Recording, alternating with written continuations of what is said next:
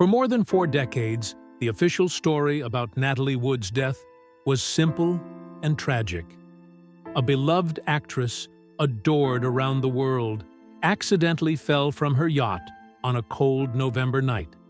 But as the years passed, that story began to crumble. New witnesses came forward, forgotten evidence resurfaced, and a darker picture emerged, one that suggested the truth was far more complex. What happened off Catalina Island on November 29, 1981, was not merely a tragedy. It was a reflection of the fear, control, and silence that often lurk behind Hollywood's golden facade. A star lost at sea. At dawn on that fateful day, the body of 43-year-old Natalie Wood, one of Hollywood's most recognizable faces, was pulled from the waters near Catalina. She was dressed not for adventure, but for comfort. A flannel nightgown, down jacket, and wool socks. It was hard to believe anyone would choose to go for a swim in that state, in cold and stormy waters. The discovery sent tremors through the entertainment world. Natalie wasn't just another star. She was Hollywood royalty, celebrated for Rebel Without a Cause, West Side Story, and Splendor in the Grass. Her marriage to actor Robert Wagner was seen as a fairy tale. But before the sun rose, that illusion shattered. Thanksgiving weekend was supposed to be a relaxing getaway for Natalie, Wagner, her co-star Christopher Walken, and the yacht's captain Dennis Davern. Instead, it became the stage for one of Hollywood's most haunting mysteries. Tension on the Splendor. The group had anchored the yacht Splendor near Catalina Island. The weather was rough, cold wind, rain, high waves, but Wagner insisted on moving the vessel to a secluded cove known as Two Harbors, craving privacy. That isolation would soon prove dangerous. That evening, the four dined at a local restaurant. Witnesses recalled laughter, drinks flowing freely, and growing tension. By the time they returned to the yacht, emotions were running high. According to later accounts, Wagner's jealousy began to boil over. He allegedly resented how close Natalie seemed to Walken, who had encouraged her to keep pursuing her career. Captain Davern later said he saw Wagner shatter a wine bottle and shout, "What are you trying to do? Take my wife!" Moments later, the argument spilled below deck. By midnight, silence. From a nearby boat, a woman named Marilyn Wayne heard something chilling. A woman's voice calling out for help. "Somebody, please help me!" "I'm drowning." The pleas echoed for 15 minutes, followed by a man's calm voice saying, "Okay, honey." Then, nothing. Despite the cries, no one called for help until hours later. The Coast Guard wasn't alerted until 3:30 a.m., and by the time they arrived, it was too late. Natalie's body was found floating a mile away. The small dinghy, Prince Valiant, was beached nearby, still tied, as if it had never been used. Wagner's explanation was that she must have gone out to secure the dinghy and slipped into the water. But few believed it. Natalie had been terrified of dark water all her life.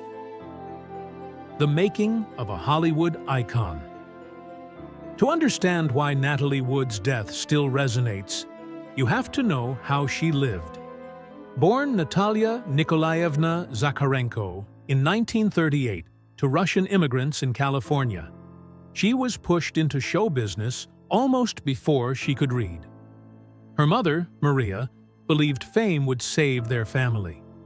By age 8, Natalie was starring in films like Miracle on 34th Street. By 16, she had transitioned from child star to leading lady.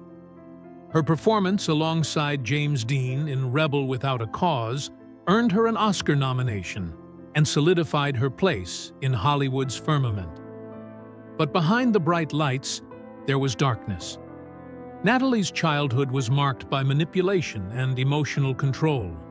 Her mother, obsessed with stardom, often used fear to get performances out of her daughter.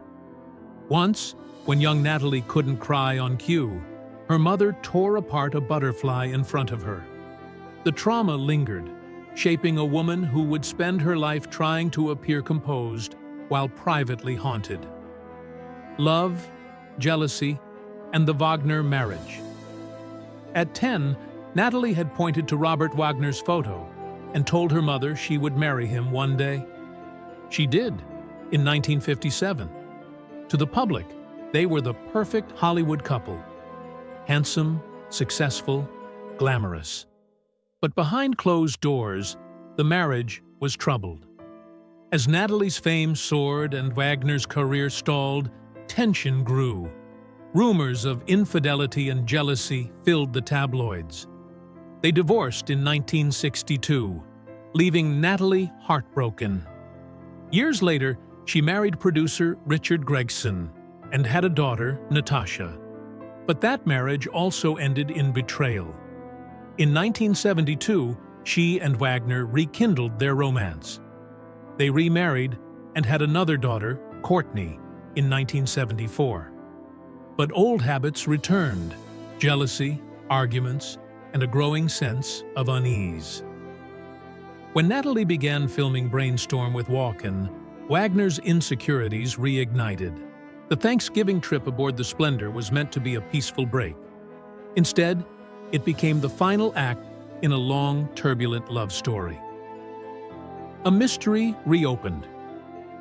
For years, the official verdict stood accidental drowning. But Natalie's sister, Lana Wood, never accepted that explanation. She knew her sister's fear of water, her superstition about drowning, and her meticulous nature. She wouldn't have gone near that dinghy alone at night, Lana insisted. In 2000, Captain Davern finally broke his silence. He told Vanity Fair that Wagner and Walken had a heated argument that night, that Natalie fled to her cabin, and that Wagner followed her. Minutes later, Davern heard shouting and a loud thud. Then silence. When he realized Natalie was missing, he said Wagner stopped him from turning on the lights or calling for help. His account reignited interest. In 2011, the Los Angeles County Sheriff's Department reopened the investigation. The following year, the coroner's office amended Natalie's death certificate from accidental drowning to drowning and other undetermined factors. The report noted bruises inconsistent with a simple fall. By 2018, investigators publicly named Robert Wagner a person of interest, saying his version of events didn't add up. Wagner, now in his 90s, has refused to speak with detectives since. Walken, for his part, has stayed mostly silent, once suggesting that Natalie must have gone out to fix the dinghy, but admitting he was only guessing. The fear she couldn't escape. Natalie Wood's fear of deep water was more than phobia. It was prophecy.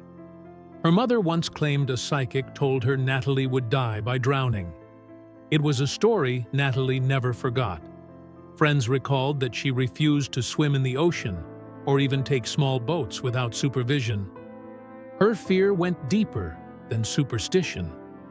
It represented something more profound, the fear of losing control, of being silenced. She had spent her entire life surrounded by powerful men, directors, producers, husbands, who decided what she could say, do, and even feel.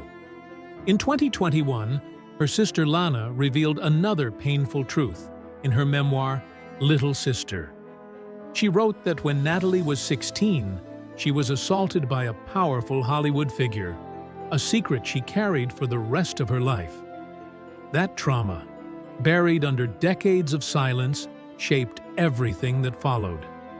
Her relationships, her insecurities, and her desperate need for stability. The echo of her last words. When people think about Natalie Wood's final night, one detail never fades: the cries heard across the water. "Help me! I'm drowning. Please, someone help me." Those words echoed through the darkness, unanswered.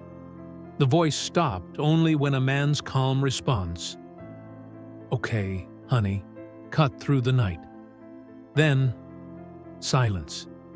It's impossible to know exactly what happened aboard the Splendor, but that image of a woman calling for help as no one comes is what continues to haunt investigators, fans, and family members alike. Whether she slipped, fell, or was pushed, what's clear is that she was left alone in the very element she feared most. The legacy and the questions that remain. More than 40 years later, Natalie Wood's story endures not just because she was a star, but because it symbolizes something larger: the price of silence in a culture built on image.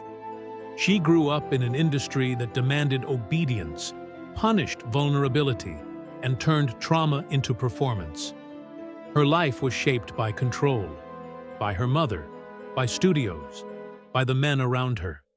In death, that same culture tried to control the narrative, reducing her to an accident. But thanks to the persistence of her sister, her captain, and countless others, that narrative has begun to unravel.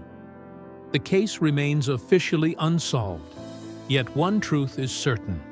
Natalie Wood's death was not the simple misfortune the world was told to believe.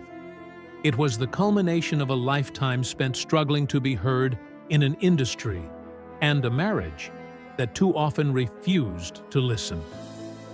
Conclusion: the truth that refuses to drown. Natalie Wood lived and died in the spotlight, yet even now, her story feels unfinished. She remains both a symbol of Hollywood glamour and a cautionary tale about what lies beneath it. Behind the fame was a woman who carried private pain, sought love, and feared the darkness that eventually claimed her. Whether her death was an accident or something more sinister may never be proven beyond doubt.